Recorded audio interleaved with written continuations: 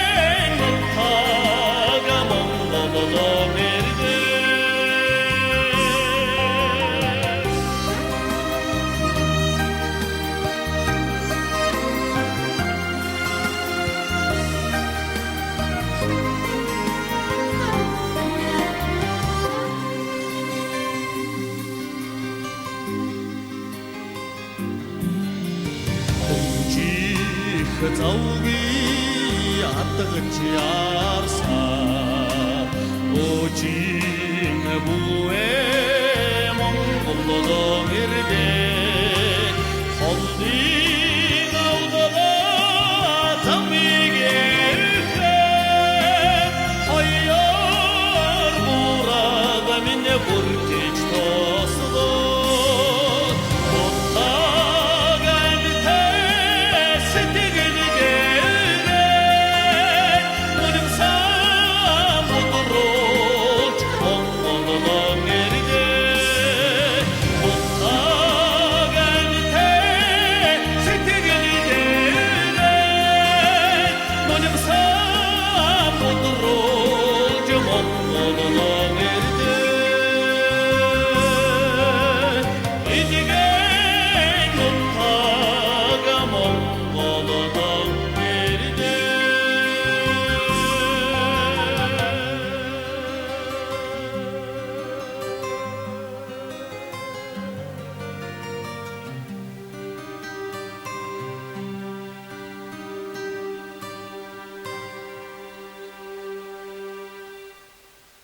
Энэ зуны сайхан энэ дэлгэр цагт хур бороо тэгшсэн энэ үе та бүгдэд уран бүтээлээрээ уулзж байгаадаа их баяртай байна. Өнөөдөр бид нэг үеийн мэрэгжил нэгт нөхөд болохоор бие биенээ урлагт дэмжиж бие биенээ хийж байгаа уран бүтээлээ та бүгдэд танилцуулах үүднээс ингэж хамтран энэ өдрийг одоо энэ уран бүтээлээ та бүгд одоо зориулж явж байгаа маа. Ер нь манай ангийн 6А ангийнхан бол соёл урлагийн их сургуулийн түүхэнд хамгийн анх удаа 6 жилээр төгсөж сурч төгссөн оюутнууд байдаг. Тэгээд бидний өмнөх төгсгөлтийнхэн бол 5 жилээр байсан, бас бидний дараагийн төгсгөлтийнхэн бас 5 жилээр төгсөж гисэн. Тэгээд ганц 6 жилээр төгссөн анги нь болохоор одоо 95 оны элсэгч нар байдаг. Тэгээд энэ ангид олон алдартай дуучид манай ангиас гарсан байгаа. Талын 3 улааныг дуулдаг болормоогоос төгсүүлээд бас нөгөө нюанс амтлагийн инг тайван байна. Тэгээд өнөөдөр Дөөр Бижиг Эрдмийн театрт манай Төмөн Дүмбэрэл тэгээд Баттүр маань тэгээд бид гурав өнөөдөр гоцол дуучнаар ажиллаж байгаа. Ангаас нэг ангаас 3 Дөөрийн театрын 3 солист гарна гэдэг бол бас маш их ургацтай. Тэгээд бид бүхэн өнөөдөр манай ангийн одоо 5 хүн цугулсан байна. Бид нар өөр өөрсдийн урсгал жанраар одоо дуулахыг зорьсон. Одоо би өнөөдөр ангийнхаа наран цэцэгтэй хамт одоо дуэт өнөөдрийн бас хүмүүсийн сонирхож байгаа хослон дуулах энийг бас нэг 5 хүндээ хүргэе гэж бодож байна. За манай Буян жаргал болохоор өнөөдөр Монголд бас төдийл орж ирж бас үнэхээр тэр кантри гэдэг урсгал орж ирсэн боловч яг сонгодог хэлбэрээ авч чадаагүй байгаа. Энийг бас тэр тал руу төлхөө хий гэсэн энэ үүднээсээ өөр өөрсдийнхээ стилийг сонирхоод тэр стилээ бас хүргье гэж ингэж зорьсон. За жишээлбэл одоо манай Төрөө Даак хоёрын та бүхэнд хүргэж байгаа бол бас мэрэгжлийн чанартай бас хэр баргийн дуучин дуулдгүй цараа ихтэй ч гэдэм үү те өөрөөсдийнхээ хоолойн тохирсон өнгө темирдэн төрүүлсэн ийм дуунуудыг одоо та бүхэндээ өнөөдөр ингэ хүргэж байна.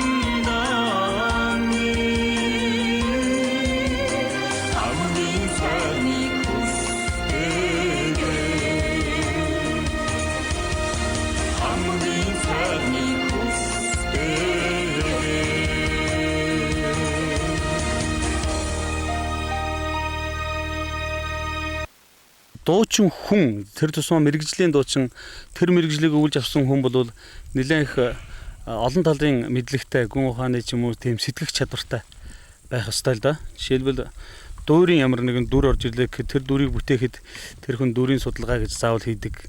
Тэр дүрийг дуулахын тулд техник ямар стилээр дуулах, ямар техниктэй дуулвал энэ илүү их мэрэгжлийн талдаа хүрэх үү гэдэг тал дээр судалгааны ажлууд бол нэлээд хийцэн байх хэрэгтэй байдаг болохоор дуучин хүн гэдэг бол тэр хүмүүсийн хүргэе гэж бодож байгаа сэтгэлийнх нь тэр хүсэл тэмүүлэл мөрөөдөл тэгээд зориг одоо улс төрийн шалтгааны зориг ч юм уу альж зоригоор байж болно. Тэр зорилгыг хүргэхийн тулд тэр дуучин хүн энэ үнийг яаж хүргэх вэ? Ямар байдалтай хүргүүл илүү хүмүүс дөхөмтэй байх вэ гэдэг талаас бодох юм бол бид соёлыг түгээгч, соён гэгэрүүлэгч гэдэг дээр бол нэгдмэл байж бас болдог баха гэж тэгж боддгоо. Америкийн ардын дуу болох кантри чиглэлийг Монголд жоохон түлхүүхэн жоохон хийдэг юм уу гэсэн бодолтой байгаа.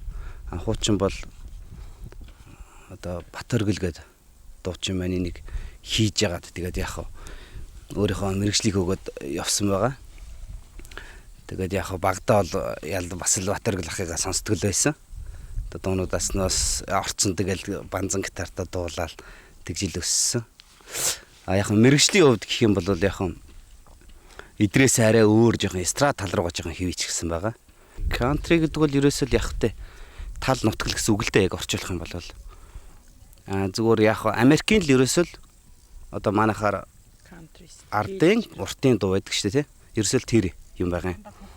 Тэр дундаа ерөөсөө тэр ахугаас л гарсан тийм урсгал чиглэл яг Америкийн кантриг бол яг Америкийн кантри гэдэг утгаар нь татаж авсангүй зүгээр Монгол үндэсний хөгжмийг кантридаа холиод монголчууд нэг иймэрхүү кантриг хийх байсан болов уу гэдэг үүднээс энэ кантри руу орж байгаа.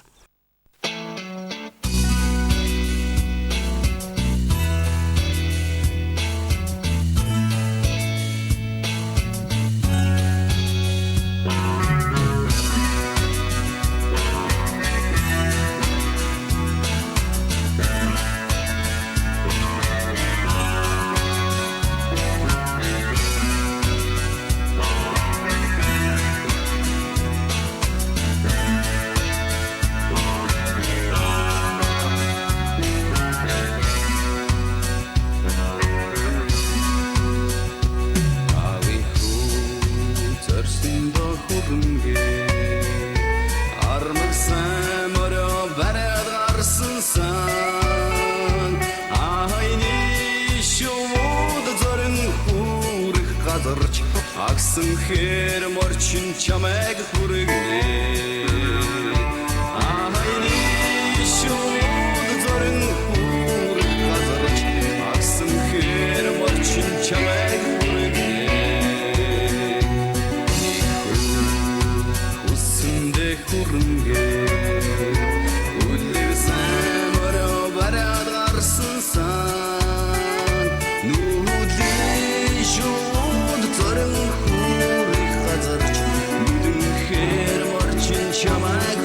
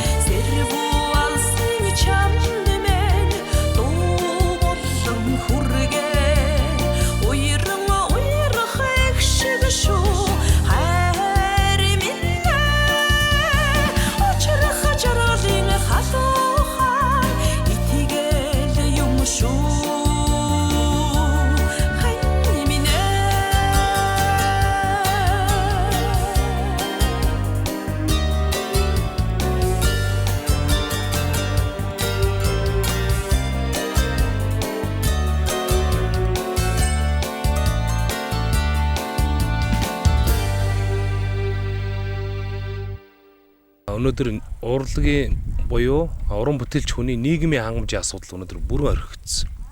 Ялангуяа нийтийн дууны урлагт мэрэгжлийн дуурийн урлаг дээр бол ерөөсөө уран бүтээлчийн нийгмийн хангамж гэдэг асуудал ерөөсөө бүр байхгүй. Энэ тухай урлагийн тухай хууль байхгүй. Зүгээр хэдэн тогтоол захирамж төдий байгаад би харамсдаг. Өнөөдөр сонгодог урлагийн төлөө зүтгэж байна гэдэг 30-40 дуур дуусан хүмүүс зөндөө байна. Соёлын тэргүнчгүй.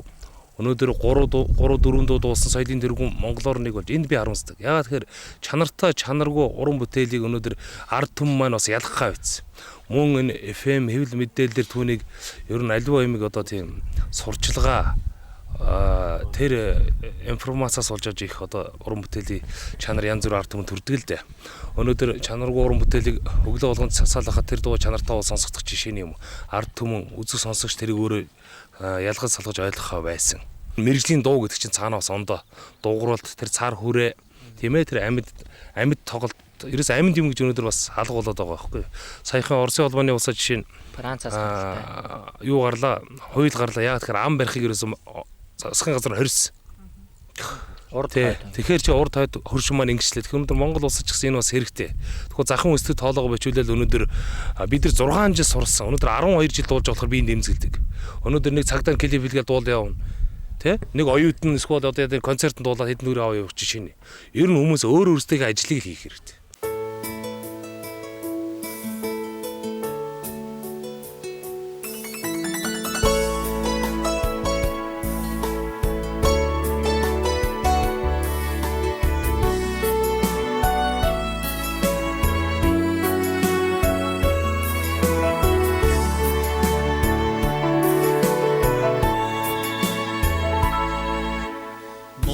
Шаргалда усан хэротч үзэгдэнэ нутгийн хонгор толгоо намаршиж байгаадаа цантаж хонсон бордоо бомбож зүжигдэнэ цантай хүдгэн агсархаар үгэн санаада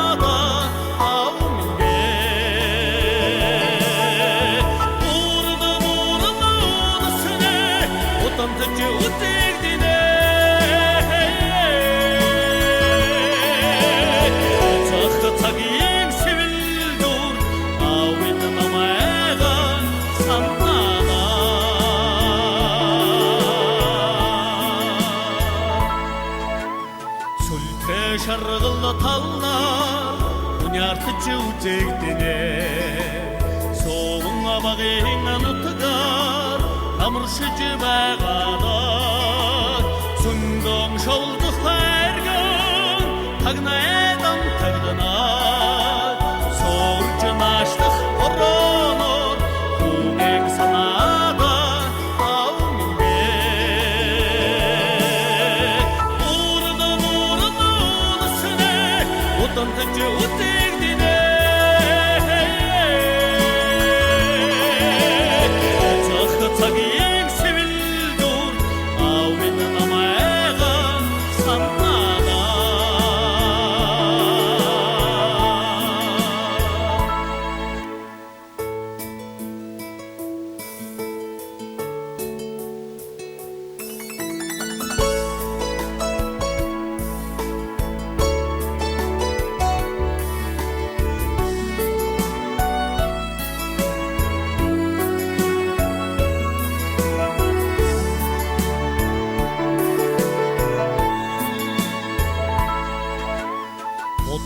соосон аулсан уралтж үзэгдэнэ бодгийн дэрсэн шаргалтаа намаршиж байгаадаа уцах шуудын дуу хүнийгтэй сонсогдноо урдын цатигтай нутагтаа үгэн санаада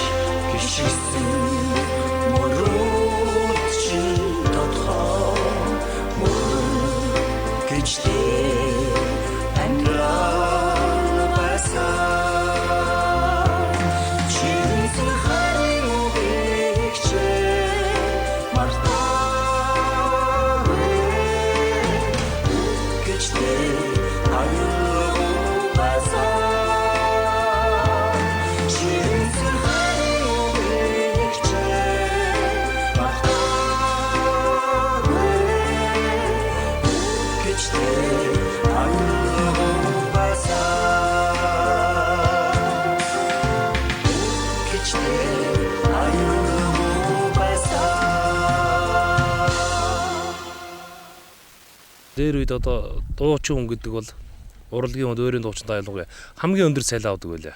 Нэг уран бүтээл хийнэ гэхэд тэр хүн бол одоо сар байна уу, 2 сар байна уу ажлыг явахад ар гэрийн хангамжийн асуудал, нийгмийн баталгаатай амьдрал байдаг байсан. Өнөөдөр Монгол Орос хоёр л одоо гавьяа жишээ, ардын жүжигчдэн юу гэдэг иймэрхүү цол хэрэгмээр өнөөдөр үнэлэмж явж байдаг. Тэгвэл энэ гавьяатын дагаад өнөөдөр нэгдүгээр зэрэглийн дуучин гэдэг асуудал бас хөндөгж байгаа хэрэг.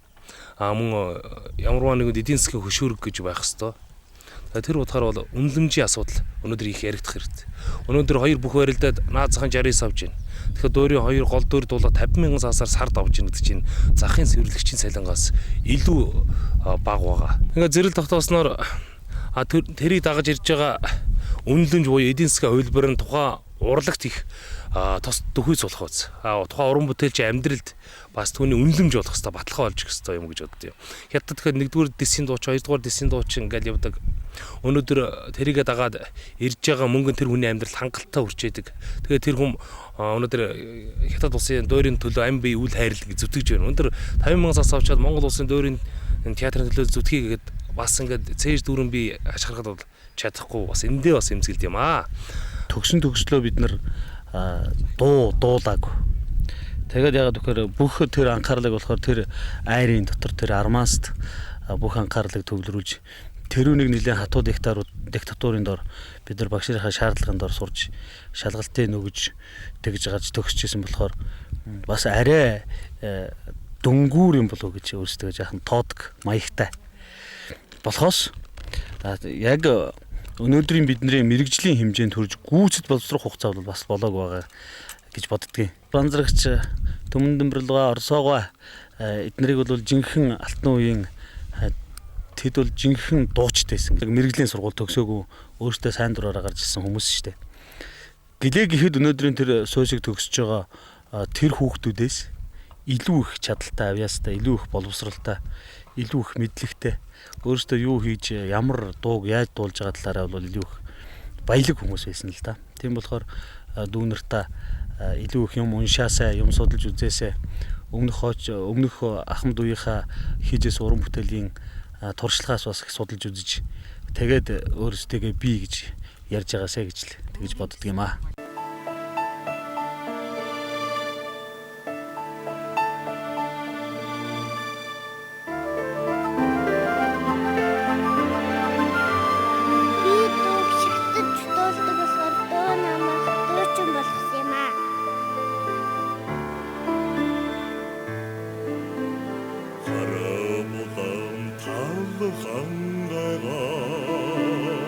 Хатан тор орхон сэлэн мөрн тэгээ Одом Монголын хацэнхэр тэнгэрийг ургахнаар тань харах гэж би дуулгиймаа би дуулг үйлж дуулдаг болохоор би дуулдаг бодохоор би дуулг шатж дуулдаг бодохоор намайг дуучин болгосон Одом дэвсэн Монгол ухсагаа Хүйн судалтай их болсон нутгаа Амин холбоотой ичи аваа Орчлон ертөнцөд дуусгах гэж би дуулгиймаа би дуулг уйлж дуулдаг болохоор би дуулдаг бодохоор би дуулг шатж дуулдаг бодохоор намайг дуучин болгосон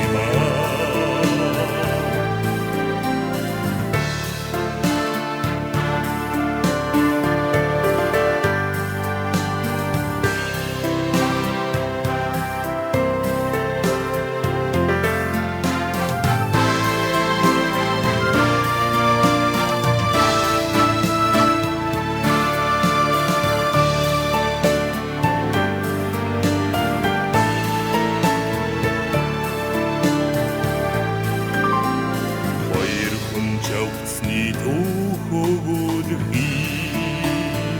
Хосоор амьдрах жаргал зовлон хүнийг хорвоо дэлхийн элдвнийг үсэг өмнө саяатай бичдэг гэж би дуулгиймаа би дуулг уйлж дуулдаг болохоор би дуулдаг бодохоор би дуулг шатж дуулдаг бодохоор намайг дуучин болгосон би дуулг уйлж дуулдаг бодохоор би дуулг дуулдаг бодохоор шатж дуулдаг бодохоор